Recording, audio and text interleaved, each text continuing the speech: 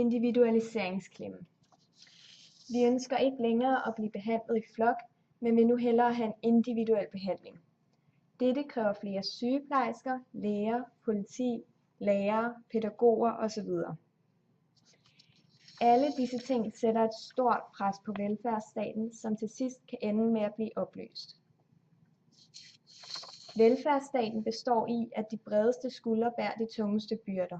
Men bliver vi ved med at tænke egoistisk og dermed sætte pres på staten, holder velfærdsstaten ikke meget længere. Forventningsklemme. Den senmoderne befolkning forventer meget fra staten. De kræver f.eks. bedre og mere individuel behandling. Det gælder f.eks. sund mad på skoler og bedre behandling på plejehjem og hospitaler, samt mere kvalitet i undervisning på landets skoler. Mere vil have mere. Med dette menes, at vi i dag har den indstilling, at intet er nok for os. Alt kan forbedres, og dette lægger et stort pres på staten. Dette store pres på staten kommer af, at det offentlige budget skal tilfredsstille de krævende borgere.